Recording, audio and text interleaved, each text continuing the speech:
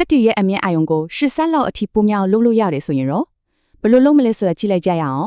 အလိုလျောက်မောင်းတဲ့ကားတွေကနေဆေးဘက်ဆိုင်ရာစက်တွေအထိဒါကအမြဲကြုံရတဲ့ပြဿနာတစ်ခုပဲ။ သူသုံးတဲ့နီလန်းက template machine မှာပုံကြီးတစ်ခုထဲမှာပုံစံငယ်လေးတစ်ခုကိုလိုက်ရှာတာပေါ့ ဒါက West Windows ကစားပွဲကြီးတစ်ခုလိုပါပဲဖြစ်နိုင်တဲ့နေရာတိုင်းကိုတစ်ခုချင်းစီလိုက်စစ်နေရကိုတော်တော်လေးအချိန်ကုန်ပါပဲလူသုံးများတဲ့နီလန်းတစ်ခုကတော့ NCC လို့ခေါ်တဲ့ Normalized Cross Correlation ပါတိကျပေမဲ့တွက်ချက်မှုတွေအများများပါတယ်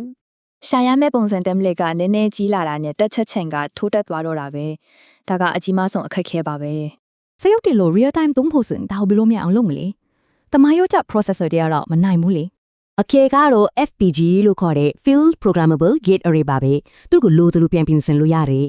သူ့ရဲ့အဓိကစွမ်းအားက parallelism ပါပဲတွက်ချက်မှုတွေကိုအများကြီးတပြိုင်နက်တည်းလုပ်နိုင်တာပေါ့ဒါပေမဲ့ hardware ဇာတ်လမ်းတစ်ဝက်ပဲရှိသေးတယ်တကယ်အဓိကကျတော့သူ့ကိုသုံးတဲ့နည်းဗျူဟာမှာဒီနေရာမှာ hardware software co-design ဆိုတဲ့နည်းဗျူဟာကိုသုံးပါတယ်သူတစ်တီတွေက profiling နည်းလမ်းကိုသုံးပြီး code ရဲ့ဘယ်ပိုင်းကအနည်းဆုံးဖြစ်နေလဲဆိုတာအရင်ရှာပါတယ်ပထမအဆင့်က software ကိုတက်နိုင်တဲ့လောက် optimize လုပ်တယ်။ဒါတော့နင်းနေသေးတဲ့ဆိုရင်တော့အချင်းအကုန်စုံပိုင်းတွေအတွက်တည်တံ့ hardware တိစောက်လိုက်တာပဲကဲဒီနည်းဗျူဟာကို Nios 2 processor ဘောကနေခွေတဲ့ NNCC algorithm မှာစမ်းသပ်ခဲ့ကြတယ်အခြေခံ processor နဲ့ဆက်စချင်းစမ်းသပ်ကြည့်တော့အချင်းကစက္ကန့်9600တော်တော်လေးကိုနေခွေးနေကြမှာအဲ့ဒီနောက် co-design နီလန်းအတိုင်း floating point တွက်ချက်မှုတွေအတွက် hardware အထောက်အကူတွေတစ်ဖြည်းဖြည်းထပ်ထည့်ခဲ့တယ်နောက်ဆုံးရလဒ်ကတော့8.3နဲ့7အထိပုံများလာခဲ့ပါတယ်ညမိနစ်60ကျော်ကြာရနိုင်အခု7မိနစ်ကျော်ပဲကြာတော့တဲ့အထိတိတိတတ်တာမြန်ဆန်လာတာပါ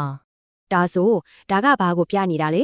ဒါကသူတည်တနာစာတမ်းတစ်ခုတည်းအများကြီးပို့အတိတ်ဖြစ်ရှိပါတယ်